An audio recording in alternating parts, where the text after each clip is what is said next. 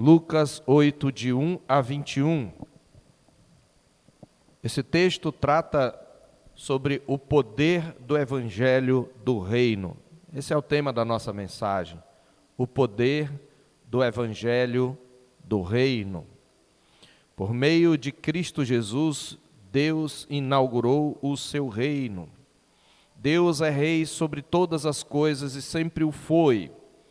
Porém, era necessário que ele pudesse instaurar o seu reino por meio de um homem, uma vez que Adão perdeu o domínio. Por causa da sua queda, ele foi subjugado por Satanás e era necessário que o novo Adão pudesse instalar o reino. Então é neste sentido que Jesus veio fundar, veio inaugurar, instalar o reino de Deus. E o Evangelho do Reino é a boa nova, é a mensagem que faz avançar esse reino na terra. É a mensagem acerca de Jesus Cristo. Você sabe que Evangelho significa boa nova, boa notícia. Às vezes nós vamos usar o termo boa nova em vez de Evangelho, intercambiando, mas é a mesma coisa. E esse Evangelho, essa boa nova, é o poder por meio do qual o reino de Deus vai avançar na terra. E é exatamente sobre o poder desse Evangelho que traz o reino de Deus para nós que Jesus aqui fala. E na verdade nós vemos o poder desse Evangelho demonstrado num primeiro momento. Em segundo lugar, nós vemos neste texto o poder do Evangelho explicado. E em terceiro lugar, nós veremos o poder do Evangelho aplicado. No poder do Evangelho explicado, nós teremos a maior parte da nossa mensagem.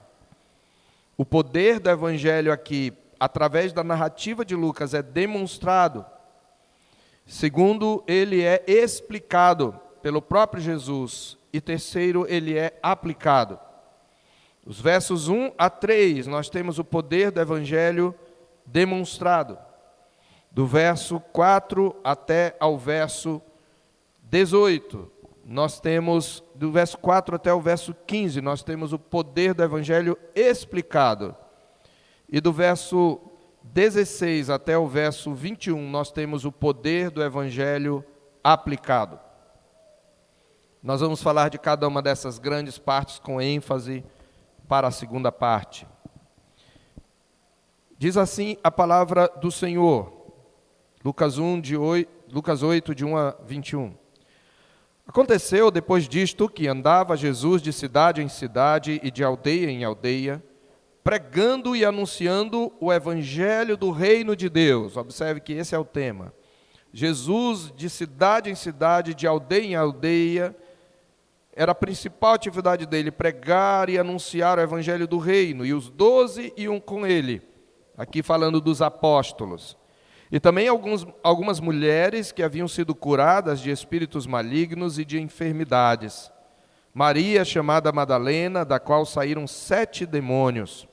E Joana, mulher de Cusa, procurador de Herodes. Susana e muitas outras, as quais lhe prestavam assistência com os seus bens.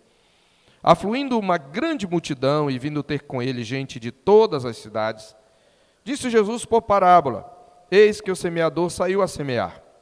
E ao semear, uma parte caiu à beira do caminho, foi pisada e as aves do céu a comeram. Outra parte caiu sobre a pedra, e tendo crescido, secou por falta de umidade. Outra caiu no meio dos espinhos, e estes, ao crescerem com ela, a sufocaram. Outra, afinal, caiu em boa terra, cresceu e produziu a 100 por 1. Dizendo isto, clamou: quem tem ouvidos para ouvir, ouça. E os seus discípulos o interrogaram, dizendo: que parábola é esta? Respondeu-lhes Jesus: a vós outros é dado conhecer os mistérios do reino de Deus. Aos demais fala-se por parábolas, para que vendo não vejam e ouvindo não entendam. Este é o sentido da parábola. A semente é a palavra de Deus. A que caiu à beira do caminho são os que a ouviram. Vem a seguir o diabo e arrebata-lhes do coração a palavra, para não suceder que, crendo, sejam salvos. A que caiu sobre a pedra são os que, ouvindo a palavra, a recebem com alegria.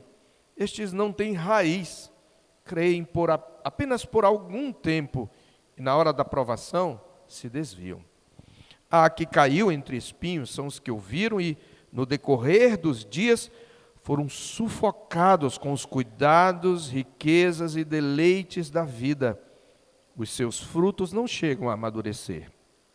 A que caiu na boa terra são os que, tendo ouvido de bom e reto coração, retêm a palavra. Estes frutificam com perseverança. Ninguém, depois de acender uma candeia, a cobre com um vaso ou a põe debaixo de uma cama. Pelo contrário, coloca-a sobre um velador, a fim de que os que entram vejam a luz. Nada há oculto que não haja de manifestar-se, nem escondido que não venha a ser conhecido e revelado. Vede, pois, como ouvis, porque ao que tiver se lhe dará, e ao que não tiver, até aquilo que julga ter, lhe será tirado. Vieram ter com ele sua mãe e seus irmãos, e não podiam aproximar-se por causa da concorrência de povo. E lhe comunicaram: tua mãe e teus irmãos estão lá fora e querem ver-te. Ele, porém, lhes respondeu: minha mãe e meus irmãos são aqueles que ouvem a palavra de Deus e a praticam. Amém.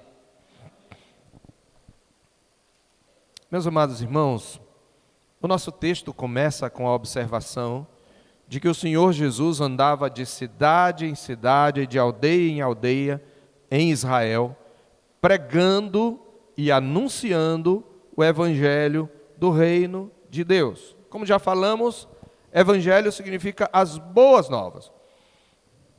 Há um resumo em Marcos 1 da mensagem de Jesus.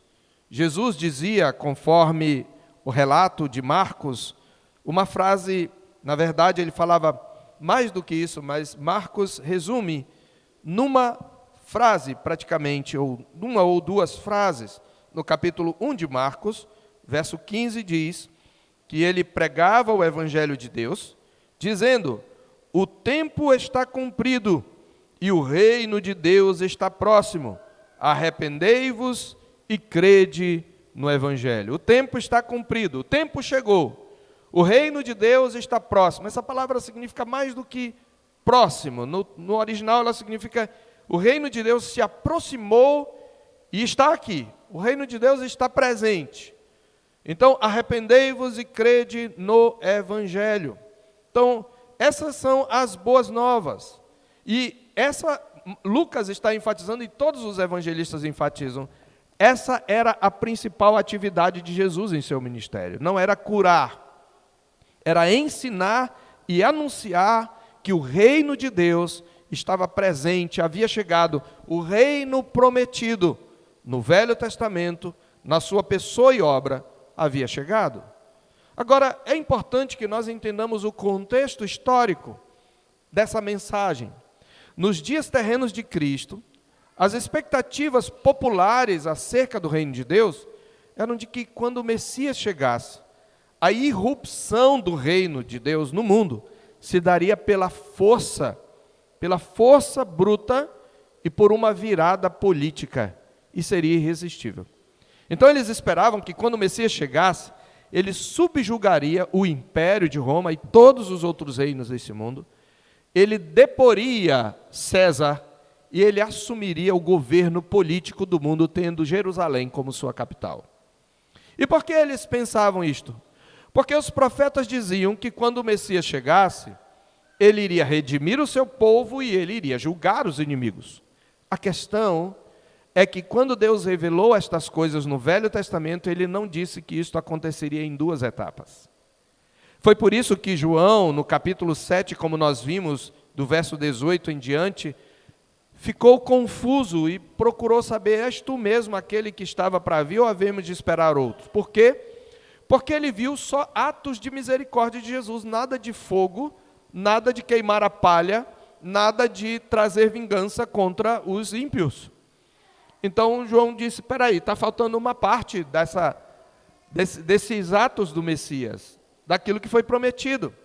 A questão é que somente no Novo Testamento se descortina o fato de que o Messias viria, na verdade, 2 vezes ao mundo, uma primeira vez para inaugurar o reino de Deus, e numa segunda vez para consumar o reino de Deus, e na sua consumação é que, sim, o Senhor dominará, inclusive politicamente, e subjugará os reinos deste mundo. A Bíblia diz que Jesus reina.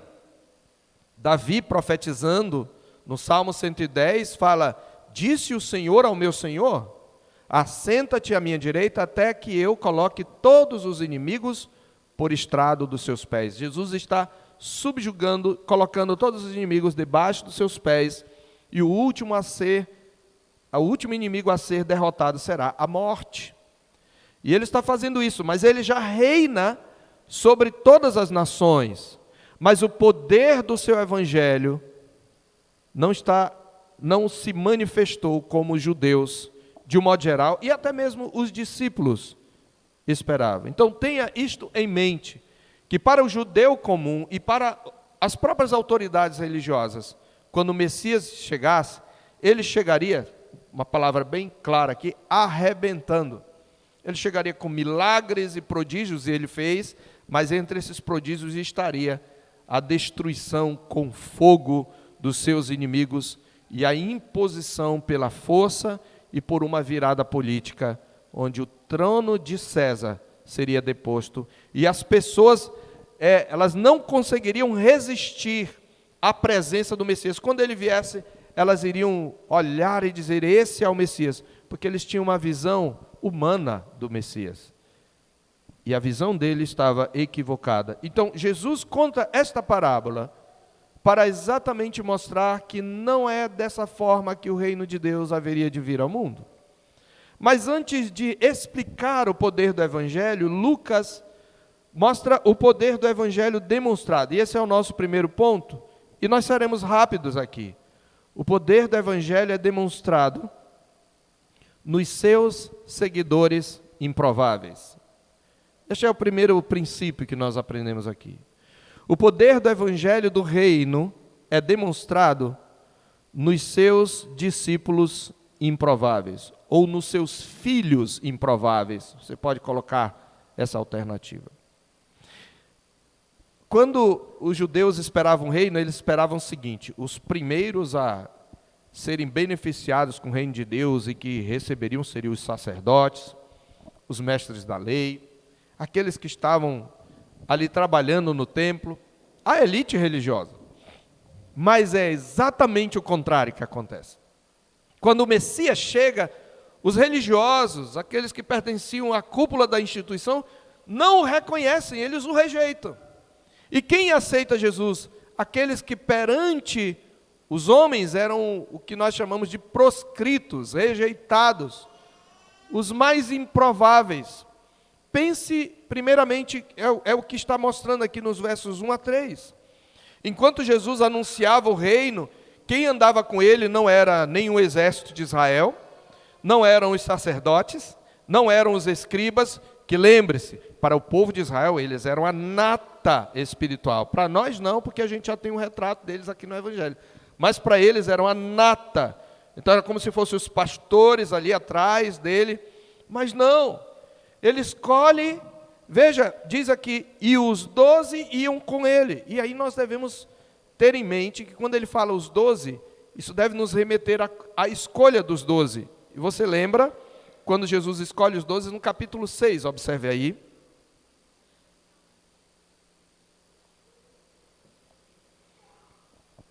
Ele retirou-se para o monte a fim de orar e passou a noite orando a Deus. Quando amanheceu, chamou a si os seus apóstolos, e escolheu 12 dentre eles, aos quais deu também o nome de apóstolos. E aqui é muito importante porque, primeiro, ele os escolhe em nome de 12, já vimos isso na mensagem que tratou desse texto, porque esse número é representativo de Israel. 12 era o número das tribos de Israel, e Jesus, ao escolhê-los em número de 12, já falamos isso desde o início de Lucas, que não só as palavras de Jesus, mas seus atos também tinham um significado. e escondiam um ensino. Eram atos parabólicos. Os próprios milagres, a forma como ele faz os milagres e o tipo de milagre que ele faz também apontam para as realidades do reino.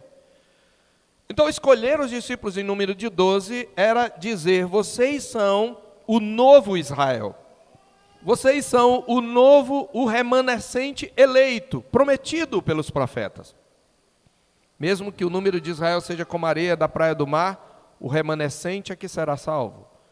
Então Jesus, ao escolher os 12, ele está dizendo: vocês são o remanescente eleito, vocês são o Israel eleito, e vocês vão encabeçar esse novo Israel. E os escolhe em número de 12 para serem cabeças desse novo povo. E mais do que isso, ele os chama apóstolos, um termo que traz a ideia de um mensageiro autorizado, uma espécie de embaixador do rei, que traz a autoridade diplomática do rei, e tudo o que eles falarem, quem ouvir tem que considerar que está ouvindo o rei. Mas quem são esses a quem ele dá tão grande autoridade para implantar o seu reino no mundo? Ele cita Simão. Conhecemos Simão, a quem acrescentou o nome de Pedro, um homem inconstante, um homem que numa hora tem fé suficiente para andar sobre as águas, mas depois afunda pela incredulidade, porque repara na força do vento. Um homem que de repente diz: tu és o Cristo, o Filho do Deus vivo, para logo em seguida dizer: Senhor, tem misericórdia de ti, e Jesus ter que repreendê-lo dizendo: arreda Satanás. Um homem que diz: eu estou pronto a morrer contigo, eu não sou como esses outros, eu de maneira nenhuma te negarei, para logo em seguida negar a Jesus. Esse é Pedro. É improvável. Quem escolheria um homem como este? E você vai seguir adiante, porque ele fala de André, seu irmão, de Tiago e João, que eram chamados filhos de trovão, lembra? Que queriam ter mais autoridade que os outros. Lembra que eles vão pedir que no reino de Jesus, um se assentar à sua direita e outro à esquerda, e usar até a mãe para pedir isso de Jesus. Eles queriam ter mais autoridade do que os outros. E quando eles chegaram na cidade, numa cidade dos samaritanos, e ninguém quis receber Jesus: o senhor não quer que a gente mande descer fogo do céu não, para acabar com esse pessoal? Já se sentindo. Você tem aqui também, você tem, por exemplo, Mateus, que era um publicano, ladrão do orçamento, que óbvio, se converte, se arrepende, mas perante aquela sociedade não era um exemplo nenhum de moral. Ele era um ladrão do orçamento, um homem que enriqueceu à custa da opressão. Você tem aqui Tomé, aquele homem que disse: eu não basta eu vê-lo não, eu tenho que tocar na parte ferida. Se eu não vir, não tocar na marca dos cravos, nas mãos, nos pés, do lado, eu não vou de jeito nenhum crer.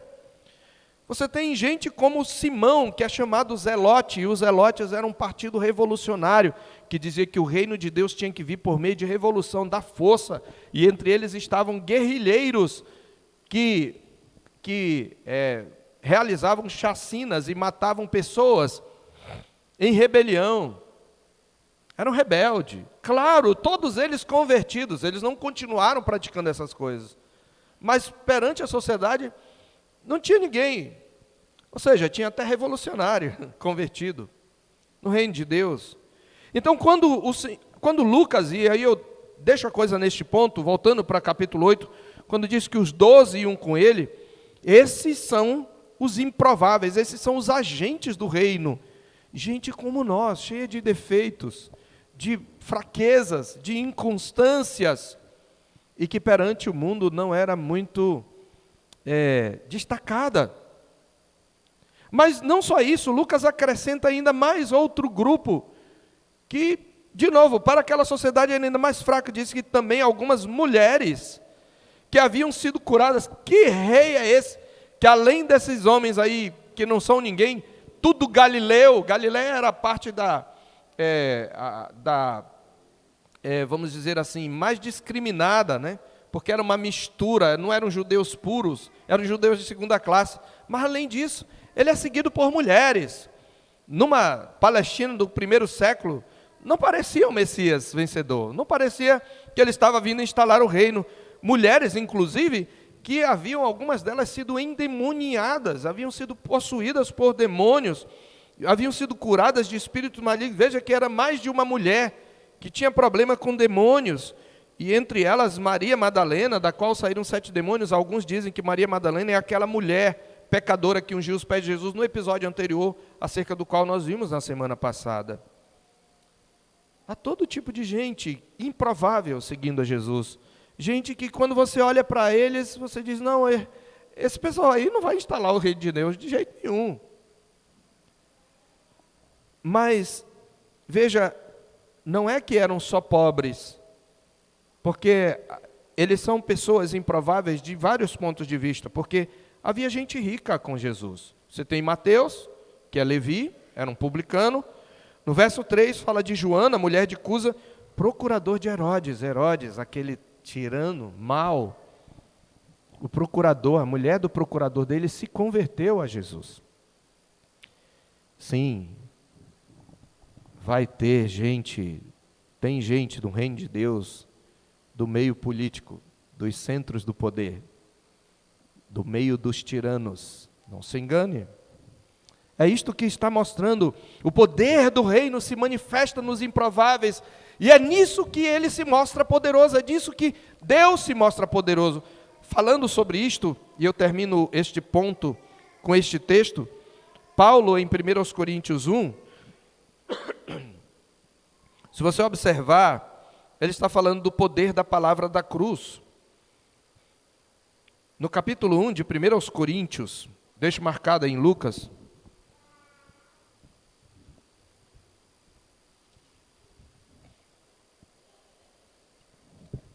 a partir do verso 18, ele diz, certamente, a palavra da cruz, é o mesmo evangelho do reino, tá? Que a palavra da cruz é loucura para os que se perdem, mas para nós que somos salvos, ela é poder de Deus, poder do evangelho do reino. Pois está escrito, destruirei a sabedoria dos sábios e aniquilarei a inteligência dos instruídos. Como é que Deus faz isso? Invertendo as expectativas. Onde está o sábio, onde o inquiridor deste século? Porventura não tornou Deus louca a sabedoria do mundo? Visto como na sabedoria de Deus o mundo não o conheceu por sua própria sabedoria, aprove a Deus a salvar os que creem pela loucura da pregação. Por que loucura? Ele diz, porque tanto os gregos pedem sinais, os judeus pedem sinais, mostra-nos que tu és o Cristo, faz um sinal. Como os gregos buscam sabedoria, mas nós pregamos a Cristo crucificado, escândalo para os judeus e loucura para os gentios, mas para os que foram chamados, tanto judeus como gregos, pregamos a Cristo, poder de Deus e sabedoria de Deus, porque a loucura de Deus é mais sábia do que os homens e a fraqueza de Deus mais forte do que os homens. E aí ele traz aqui uma ilustração e um exemplo, ele demonstra o poder, ele explica o poder da palavra da cruz e ele demonstra no verso 26, irmãos, reparai, pois, na vossa vocação, visto que não foram chamados muitos sábios segundo a carne, não foram muitos homens que se destacam por sua inteligência. Há homens inteligentes entre vocês, há sábios, há pessoas que têm uma mente privilegiada, mas não são muitos, é isso que ele quer dizer. A maioria não é assim. Nem muitos poderosos, nem elite intelectual, nem elite política. Mas há poderosos, mas não são muitos. Nem muitos de nobre nascimento, a elite social. Pelo contrário, Deus escolheu as coisas loucas do mundo para envergonhar os sábios, e escolheu as coisas fracas do mundo para envergonhar as fortes, e escolheu as coisas humildes do mundo e as desprezadas e aquelas que não são, para reduzir a nada as que são, a fim de que ninguém se vanglorie na presença de Deus. É este princípio que é ilustrado nessa narração, ou nesse relato de Lucas, quando ele diz, olha, Jesus estava pregando o evangelho do reino, anunciando que o reino de Deus estava presente, mas ele era seguido por pessoas que eram candidatos improváveis a instalar qualquer reino nesse mundo. Mas isto mostra o poder do reino de Deus. Porque na fraqueza humana, o poder de Deus se manifesta de maneira mais clara. E aí Jesus então passa a explicar o poder do reino. Aí nós temos então em segundo lugar, o poder do reino explicado na parábola do semeador. E ao contar essa parábola, Jesus traz 4 princípios sobre a dinâmica do reino e a forma como o reino de Deus age no mundo. E esses 4 princípios que nós vamos ver aqui, já ouvimos e já lemos a parábola do semeador. Jesus está contando algo que acontecia no dia a dia. As parábolas eram normalmente histórias reais do dia a dia, eram histórias fictícias, porém tiradas da realidade, coisas que poderiam acontecer. Então Jesus está comparando a palavra do reino e o avanço do reino com semear sementes na terra. Então você imagina um semeador, ele coloca um punhado de sementes na sua bolsa, no seu alforje, e ele sai andando rumo à boa terra. Aquela boa terra já havia sido preparada por ele, mas no caminho ele vai primeiro caminhar pela estrada, e no balanço da caminhada, seja na cavalgada ou seja a pé, algumas sementes, eram grãos pequenos, caem no chão à beira do caminho. Ele está andando, balançando-se para lá e para cá, e as sementes, algumas caem à beira do caminho. E vêm os passarinhos e comem aquilo lá, e alguns transeuntes pisam as sementes. E, obviamente, elas não vão nascer. Mas no caminho para a boa terra, ele também passa por um lugar onde tem muita pedra, um lugar pedregoso. Não é o lugar onde ele vai semear, mas ali também, principalmente, andando, talvez pisando numa pedra em falso, outras sementes caem, e ali algumas delas germinam, vai nascer um brotinho. Mas o sol duro da Palestina faz essas sementes secarem, porque por causa da pedra, a raiz dela não consegue se aprofundar e não consegue sugar a seiva da terra ou a água da terra, certo? Mas ainda, antes de chegar, ele encontra e passa por um caminho cheio de mato. Normalmente, nas bordas do terreno agricultável, havia, obviamente, mato e ervas daninhas, espinhos, e ali também caem algumas sementes. E chegam até mesmo a nascer, mas a erva daninha sufoca aquelas plantas. E os frutos, quando nascem, não chegam a amadurecer, eles murcham e não prestam para ser colhidos. Então é esta a parábola, e nisso ele está explicando o poder do reino de Deus. E aí é que Jesus, nessa parábola, vai confrontar a visão popular sobre a dinâmica do reino que eu falei na introdução. E qual é a explicação? Veja o verso 9. Os discípulos de Jesus não entenderam. Jesus não está falando tão claramente. Mas eles sabem que Jesus está falando do reino de Deus, mas eles não sabem o que quer dizer. Que parábola é esta? E a primeira coisa que Jesus fala, a primeira verdade que Jesus fala, antes de explicar a parábola, tem a ver com a dinâmica do reino. Jesus vai dizer, e este é o nosso primeiro princípio, sobre o poder do evangelho explicado, que o reino de Deus é um dom a ser concedido e um mistério a ser revelado. Anote aí. O reino de Deus é um dom a ser concedido e um mistério a ser revelado pela graça. Veja, ele diz isso nos versos 9 e 10. O que Jesus responde para eles? A vós outros, a vocês apóstolos, é dado conhecer os mistérios do reino, os segredos do reino de Deus. Aos demais, fala-se por parábolas, para que vendo não vejam e ouvindo não entendam. Eu espero que esteja claro para vocês.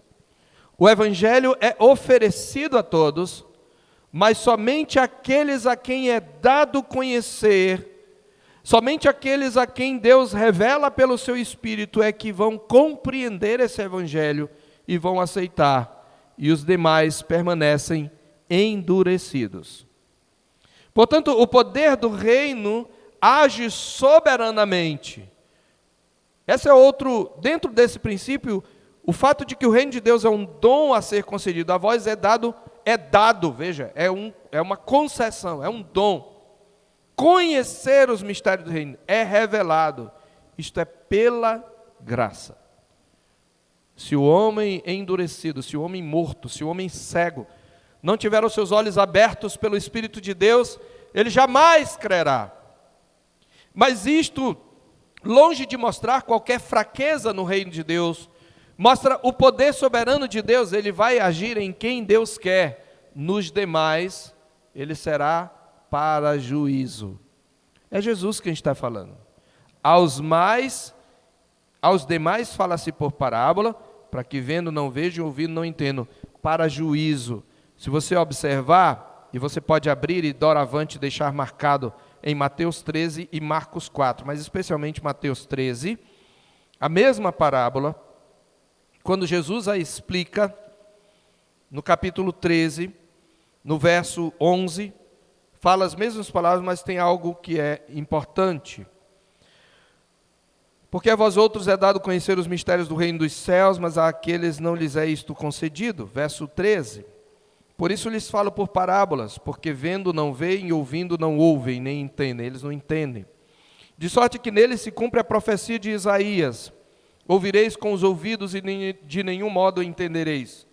Vereis com os olhos e de nenhum modo percebereis. Porque o coração deste povo está endurecido. De mau grado ouviram com os ouvidos e fecharam os olhos, para não suceder que vejam com os olhos, ouçam com os ouvidos, entendam com o coração, se convertam e sejam por mim curados. Deus está dizendo, eu endureci o coração deste povo. E ele continua, bem-aventurados, porém, os vossos olhos porque veem, e os vossos ouvidos porque ouvem, pois em verdade vos digo que muitos profetas e justos desejaram ver o que vedes e não viram, e ouvir o que ouvis e não ouviram. O que Jesus está ensinando, queridos, é que o poder do reino de Deus age soberanamente. E para aqueles a quem Deus escolheu, ele age salvadoramente. Para aqueles a quem Deus escolheu endurecer, ele age como um instrumento de juízo. Naquele dia, eles prestarão contas, porque ao rejeitarem, rejeitam voluntariamente. Aqui está subentendida para os alunos da classe catecúmenos e que hoje ouviram a doutrina da depravação total. Se Deus não revelar o homem endurecido, não vai aceitar o Evangelho. Então o reino de Deus é um dom a ser concedido e um mistério a ser revelado pela graça. Em segundo lugar, Jesus ensina nesta parábola e na sua explicação, e nós vamos nos atentar principalmente para a explicação, deixe marcado em Mateus 13 e Marcos 4, que nós vamos ver algumas informações importantes nas passagens paralelas. Em segundo lugar, Jesus mostra que o evangelho do reino não se impõe pela força militar ou política. Eu vou repetir. O evangelho do reino não se impõe pela força militar ou política. O reino de Deus age soberanamente no mundo, mas no plano visível, essa ação soberana não é por meio nem de poderio militar, nem por meio de força política. Igreja, olha aqui para mim que eu vou falar mais uma vez, porque nesses dias a gente está esquecendo disso. Olhe para mim. O reino de Deus não se impõe pela força militar, nem pelo poder político. Entenda isso. A igreja não pode perder isso de vista. Embora a nossa posição, o evangelho tenha implicações políticas, isso vai ditar a nossa postura frente ao contexto político, sim, há uma postura que nós temos que ter, mas temos que entender que o reino de Deus não se impõe pela força política. E Jesus está falando isso aqui na parábola. Quando, observe, o que o Senhor está advertindo aqui é o seguinte: o reino de Deus já chegou, está presente e ativo na pessoa e obra de Jesus, está sendo oferecido a todos. No Evangelho, esse reino se apresenta como oferta gratuita de Deus à humanidade. Arrependei-vos e crede no Evangelho, por meio de Cristo. É um presente, no entanto, que pode ser aceito ou rejeitado. Essa boa nova do Evangelho provoca diferentes respostas. Lembra que os judeus esperavam, quando o Messias chegar, ninguém vai resistir. Jesus está dizendo, não é assim. Nem todo mundo vai reconhecer o Messias. É isso que Jesus está dizendo. Jesus está dizendo indiretamente, eu estou presente aqui, vocês não estão me reconhecendo. Sabe por quê? Porque eu não estou me impondo pela força política, nem pelo poderio bélico, nem sequer pelo poder sobrenatural, exceto na libertação das pessoas das suas enfermidades. No que diz respeito, eu estou falando ao livramento físico da opressão dos homens. Então, essa boa nova, ela provoca diferentes respostas. E Jesus está dizendo, o evangelho do reino, ele é como uma semente semeada no campo da Palestina. No ato de semear, dependendo do tipo de solo em que caem, algumas sementes produzem e frutificam, outras não. Algumas vezes a semente é tirada, outras vezes nem mesmo germina, mas outras vezes ela produz uma farta colheita, 100 por 1. O que Jesus quer dizer é que do mesmo modo que na ilustração da semente, diante da pregação do evangelho, alguns demonstrarão rejeição imediata. Verso 12. A que caiu à beira do caminho são os que a ouviram. Vem a seguir o diabo e arrebata-lhes do coração a palavra, para não suceder que crendo sejam salvos. Eu não sei o que está acontecendo aqui no coração de vocês, mas o Senhor Jesus está dizendo que sempre que a palavra de Deus, veja, Jesus explica o que é a semente, verso 11. Este é o sentido da parábola, a semente é a palavra de Deus. Qual é a semente do reino? A palavra de Deus. Qual é o instrumento de avanço e da ação do poder do reino? A palavra de Deus, igreja. Palavra de Deus. Mas ele diz o seguinte, alguns ouvem a palavra, mas vem o coisa ruim e arrebata, tira a atenção, bota alguém para falar nos seus ouvidos, faz você ficar se preocupando com várias coisas, e aí você vem para a igreja, ouve, mas não compreende nada e não crê.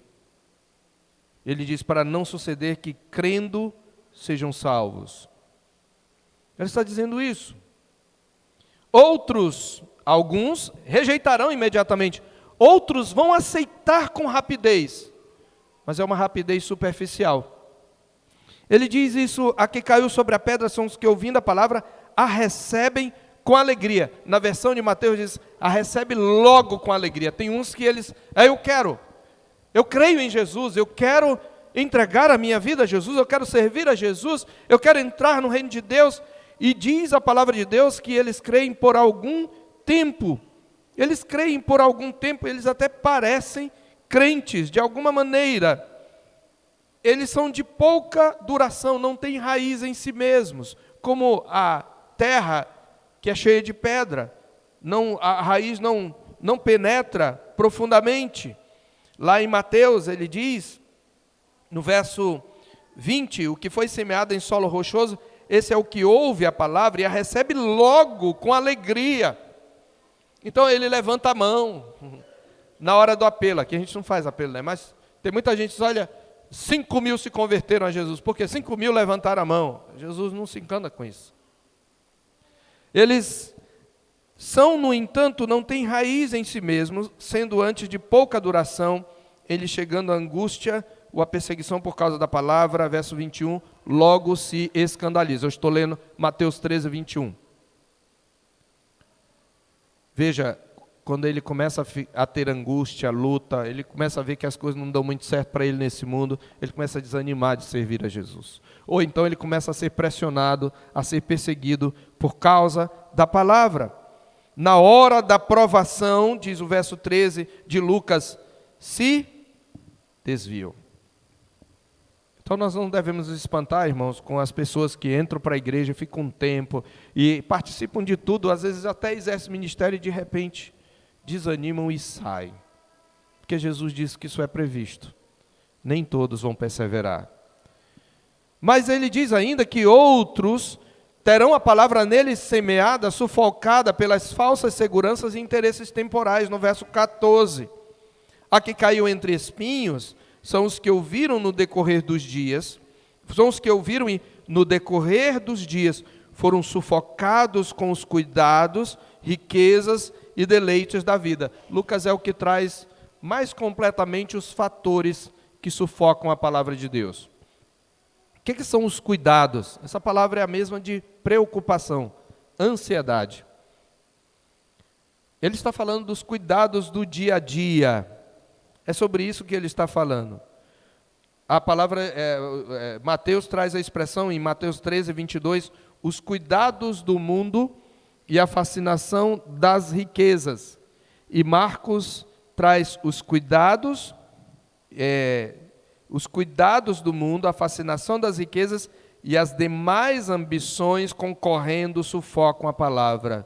Sabe o que é? Ah, pastor, eu sei que o evangelho salva, mas olha, eu estou sem tempo. Muita coisa, muita preocupação. Estou passando por uma situação difícil, aperto financeiro. E a pessoa fica tão consumida com os cuidados e as preocupações desse mundo, que ela não consegue concentrar-se na palavra, crer na palavra e obedecer a palavra. Muitas pessoas estão ocupadas demais para servir a Deus. Estão ocupadas demais para no dia do Senhor virem, eu tenho toda a semana e eu só tenho um domingo para descansar, sabe, pastor? Então, eu tiro esse dia para mim. O dia do Senhor, mas eu tiro para mim. Tenho muita coisa, eu estou muito ocupado. Olha, é só trabalho. E essa preocupação, veja, não são só os prazeres, não são só aquelas, não são só os prazeres do mundo, aquelas situações e comportamentos imorais do mundo, a dissolução que sufocam a palavra em nós. Você pode ser uma pessoa que não gosta de balada, mas as preocupações desse mundo estão sufocando a palavra em você. Você não tem tempo nem de pensar. E aqui de novo eu tenho que aplicar, queridos, porque o Senhor me confiou esse rebanho. O momento político que nós vivemos não é fácil.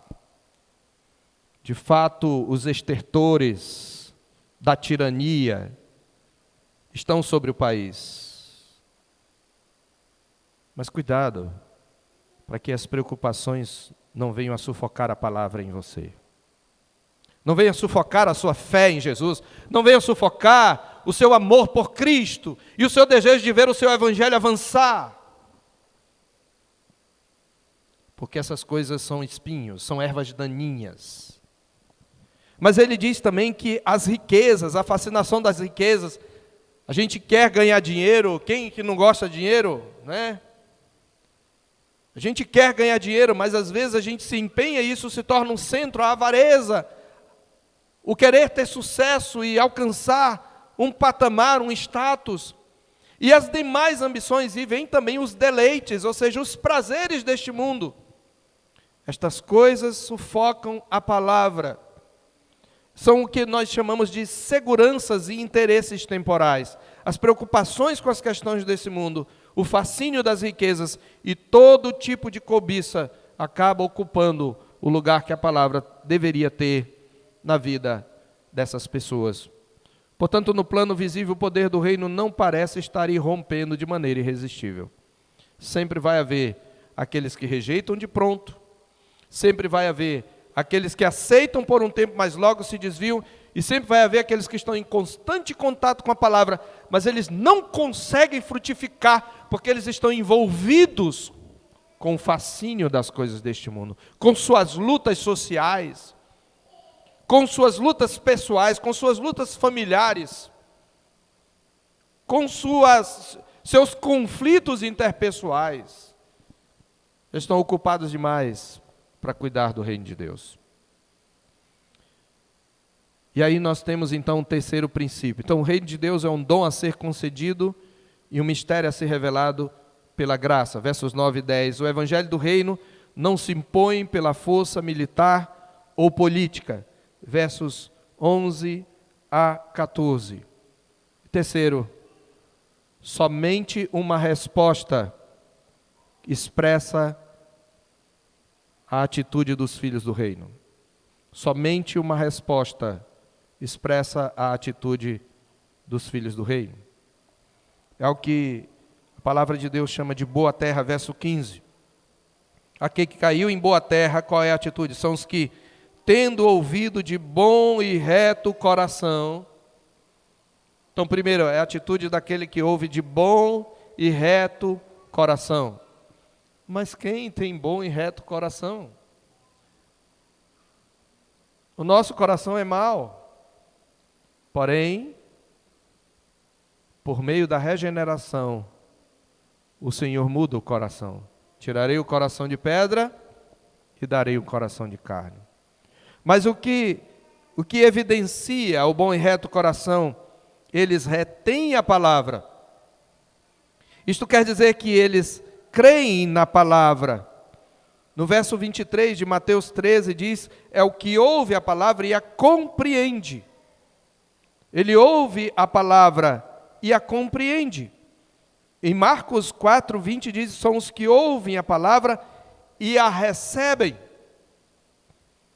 Mas não só isso. Ele ouve de bom e reto coração, ele ouve com o objetivo de guardar a palavra, ele crê na palavra, ele retém a palavra e, em quarto lugar, ele frutifica. Ele diz, estes frutificam com perseverança. Esta é a única resposta que expressa a atitude dos filhos do reino. Somente uma resposta expressa a atitude dos filhos do reino. Por que isso é importante? Tem algumas pessoas que contam essa história da parábola, e elas dizem, olha, aqui nós temos 4 tipos de sementes, 4 tipos de pessoas. Não tem não. Só tem 2 tipos. O ímpio e o crente. Só que os ímpios, eles se manifestam de 3 maneiras distintas aqui no exemplo de Jesus.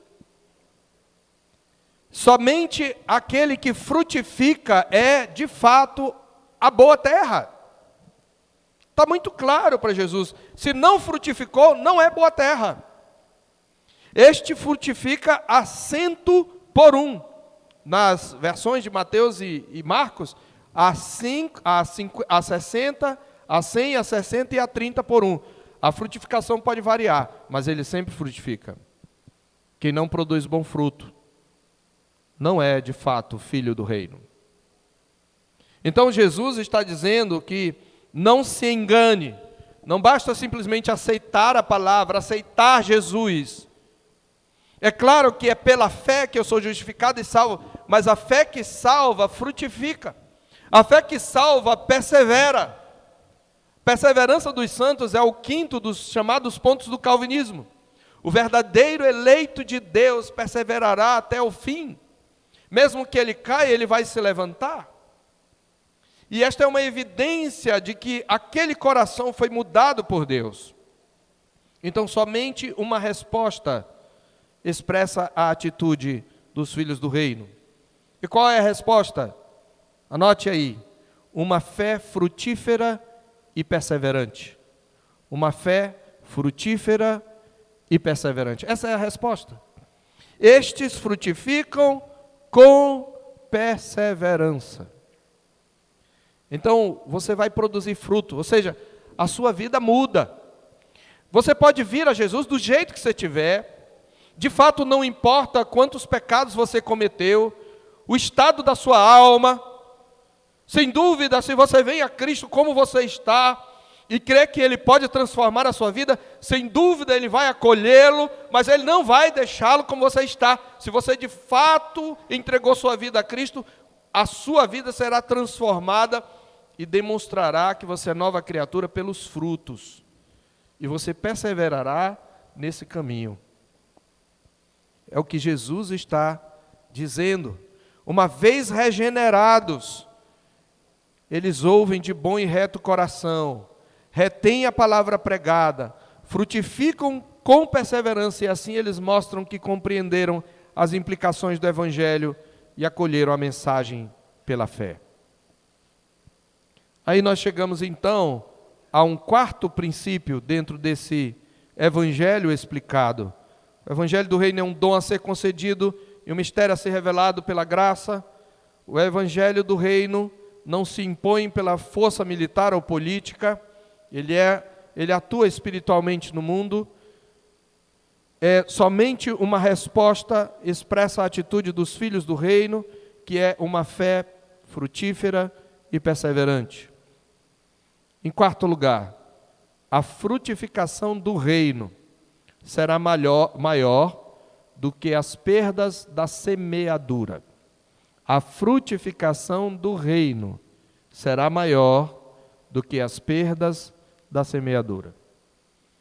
Semeadura é o ato de semear, de plantar. Lembra? Ele está andando, ele colocou as sementes, ele não colocou as sementes para jogar no meio do caminho, nem terreno pedregoso, mas elas caem. Há perdas. Toda semeadura há perdas, nem toda semente frutifica.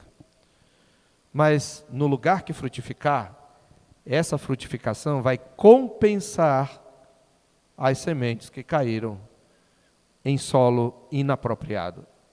E, meus irmãos, esse é um dos significados da figura da semente frutificando a 30 por 1, ou a 100 por 1. Verso 8, outra final caiu em boa terra e produziu a 100 por 1. Na versão de Mateus, a 30, a 60 e a 100 por 1. Aqui, mais do que uma vantagem numérica, a figura aponta para a abrangência mundial do reino de Deus. Na verdade, o reino de Deus colherá frutos em todas as nações. Na verdade, ele está dizendo que o reino de Deus subjugará os reinos deste mundo.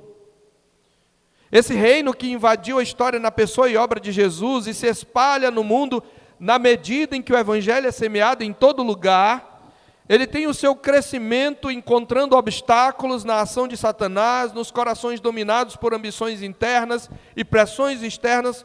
Por causa disso, ele não está sendo discernido e recebido por todos, mas isto não significa que o reino de Deus não prevalecerá. Pelo contrário, a semente do reino, que é a palavra do evangelho, ela vai encontrar solo fértil, preparado de antemão pelo divino agricultor, cuja colheita abundante está garantida no final de tudo e vai se revelar compensadora. A Bíblia nos mostra em Apocalipse multidões de todas as tribos, povos, línguas e nações, dizendo: digno é o Cordeiro que foi morto de receber o poder e a glória e o domínio pelos séculos dos séculos. E todos os reinos deste mundo serão subjugados por esses improváveis, por causa de Cristo. É isso que Jesus fala, é por isso que lá em Marcos e em Mateus, ele vai contar a parábola da mostarda. É a menor de todas as sementes, mas ela vira uma árvore onde as aves se abrigam. Ele vai contar outras parábolas que mostram o prevalecimento do reino de Deus.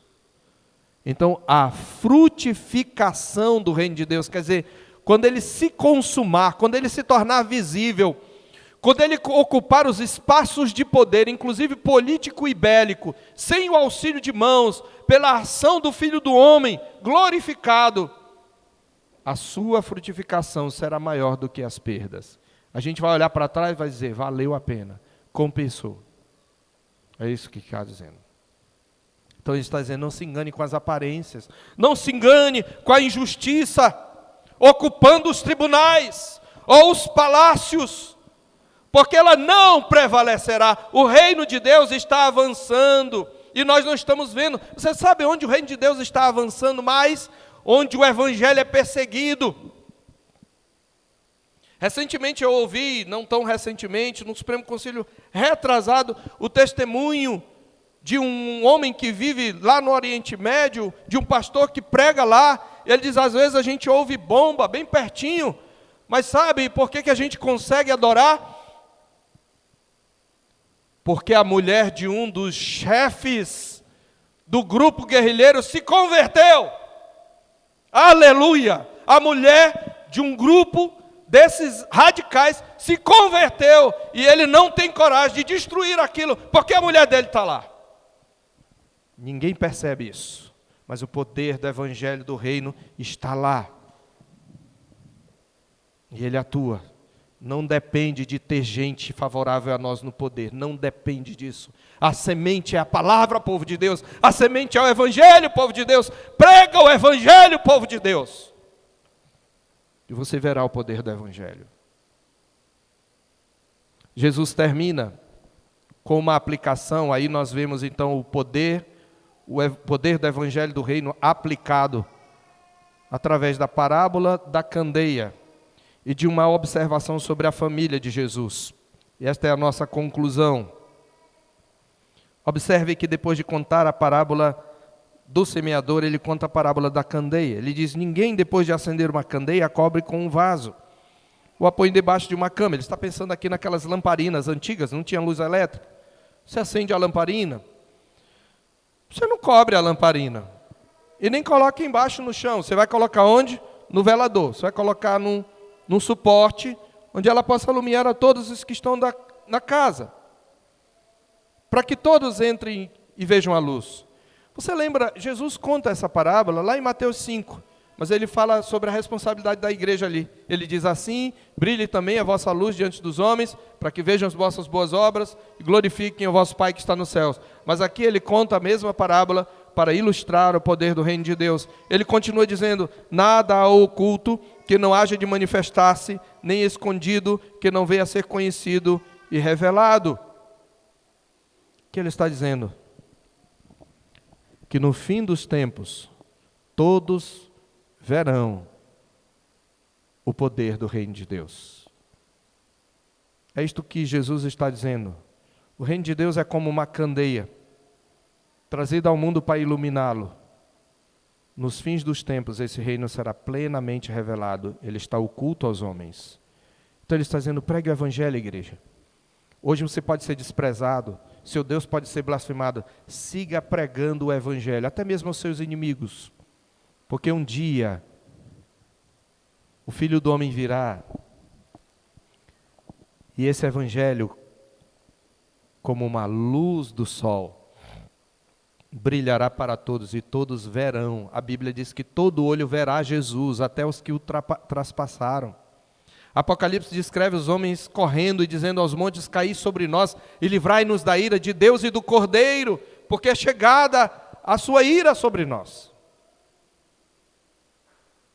A parábola da candeia está dizendo isso: olha, agora está escondido o reino de Deus aos olhos humanos, mas um dia ele será revelado não só aos crentes, mas aos ímpios também. É isto que ele está dizendo. Por isso, no verso 18, observe que ele diz: vede, pois, como ouvis, porque ao que tiver se lhe dará, e ao que não tiver, aquilo que julga ter lhe será tirado. Então Jesus está aplicando o seguinte: qual é a aplicação aqui? Examine a sua resposta ao evangelho. Esse é o princípio. Examine sua resposta ao evangelho. Como é que você está respondendo ao evangelho? Com a fé frutífera, perseverante? Ou está deixando os cuidados do mundo, a fascinação das riquezas, os desejos, deleites da vida sufocarem a palavra? Ou você talvez esteja aqui um dia, serviu a Jesus com mais alegria, com mais empenho, mas hoje é um desigrejado. Vede como ouvis, diz Jesus. Este é o ponto, a verdade de que nem todos responderão corretamente ao reino, na parábola do semeador, é na verdade uma advertência a todos os que ouvem a oferta que Deus nos faz e que nos é dada na pessoa e na obra do seu Filho. Aqueles que ouvem, entendem, aceitam e frutificam, desfrutarão desse reino salvífico de Deus. Aqueles, no entanto, que rejeitam, aceitam superficialmente ou permanecem cocheando entre dois pensamentos, divididos entre o reino de Deus e as seduções do mundo, serão julgados pela palavra do reino. Observe que há uma alternância nos termos comparativos para a semente. No versículo 11, Jesus diz: a semente é a palavra de Deus. Mas nos versículos 12 a 15, ela é identificada com os ouvintes da palavra. O que foi semeado à beira do caminho são os que ouvem. Essa dinâmica, onde Jesus vai do impessoal para o pessoal, aponta para a responsabilidade dos ouvintes, exortando-os a serem um bom solo. Daí a advertência: vede, pois, como ouvis, ao que tiver se lhe dará, e ao que não tiver, até aquilo que julga ter, lhe será tirado. Sabe o que ele está dizendo? Você finge para si mesmo que serve a Jesus, mas você não demonstra, no final das contas, que você é um servo de Jesus. Até aquilo que você acha que tem, vai ser tirado. Filhos de crentes que estão aqui, é para vocês esta palavra.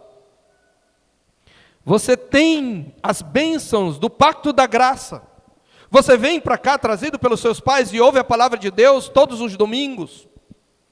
Você ouve a palavra de Deus, eu espero, dos seus pais em casa, no culto doméstico, quando eles abrem a palavra, vocês sabem de cor alguns versículos, sabem a palavra de Deus, mas cuidado para que não alimentem um coração incrédulo, amando este mundo, flertando com este mundo, porque até aquilo que vocês acham que tem pode ser tirado. Não menospreze a graça de Deus. É isso que Jesus está dizendo aqui. Examine a sua resposta ao Evangelho. E ao descrever a família de Jesus, aqui Lucas sai do ensino de Jesus, mas ele ainda está na aplicação com uma ilustração. Vieram a ter com ele sua mãe e seus irmãos, e não podiam aproximar-se por causa da concorrência de povo.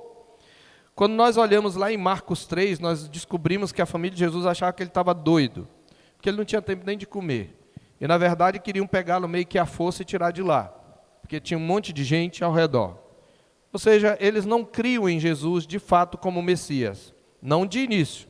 Depois, sua mãe foi entendendo, e seus irmãos se converteram. 2 deles escreveram, livros, Judas e Tiago. Tiago, da epístola, é um irmão de Jesus, e Judas também é Judas, irmão de Jesus. Mas, aqui nesse momento, eles não criam nele. Então, eles têm uma relação familiar, uma relação consanguínea, mas não têm uma relação espiritual. E Jesus usa isso para ilustrar, disseram, olha, tua mãe e teus irmãos estão lá fora e querem ver-te. Ele disse, quem é minha mãe e meus irmãos? Minha mãe e meus irmãos são aqueles que ouvem a palavra de Deus e a praticam. O que Jesus está dizendo aqui é que a relação com ele não se estabelece por laços consanguíneos. De novo, uma palavra para os filhos de crentes. Você é filho de crente, mas você precisa nascer de novo. Se você não nascer de novo, você não pode ir no reino de Deus. O fato de você ser filho de crente não garante que você é crente. Lhe dá muitas bênçãos e privilégios, porque você está ouvindo a palavra, você está numa família que teme o Senhor. Mas cuidado, porque a relação com Jesus se estabelece espiritualmente. Quem é aquele que é de Jesus? Que ouve e pratica a palavra. Então isso me traz para a última advertência.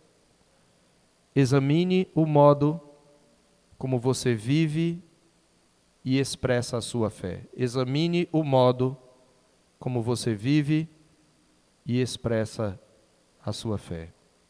Você é de Cristo? A salvação é pela fé, queridos. Você crê em Cristo? Você de fato entregou sua vida a Cristo? A pergunta é, como é que você expressa essa fé? Você pratica a palavra de Deus? Você vive a palavra de Deus? Você procura zelosamente viver de acordo com os mandamentos do Senhor? Você tem que demonstrar frutos, querido. A verdadeira família de Jesus é aquela que ouve e pratica a sua palavra. Eu quero concluir apenas lembrando, eu quero só trazer a sua memória. O poder do Evangelho, o poder do Reino de Deus é demonstrado pelos seus discípulos e filhos improváveis. Isto é uma grande boa nova para mim e para você. Gente como você pode ser um seguidor de Jesus, apesar dos seus defeitos. Gente como eu, apesar de mim, pode ser um seguidor de Jesus, porque o poder do reino age soberanamente. O reino de Deus é um mistério a ser revelado e um dom a ser concedido. O evangelho do reino de Deus, no entanto, não se impõe pela força política ou militar. A semente é a palavra de Deus. Essa é a arma, igreja, pela qual nós faremos avançar o reino de Deus. Somente uma resposta expressa a atitude de um verdadeiro filho do reino de Deus, uma fé frutífera. Mas não se engane, a frutificação do reino será maior do que as perdas da semeadura. Por isso, queridos, examinem como vocês têm respondido ao Evangelho do Reino. E examinem como vocês têm vivido a fé que vocês professam. Porque isso vai demonstrar a qualidade e a natureza da sua relação com Cristo.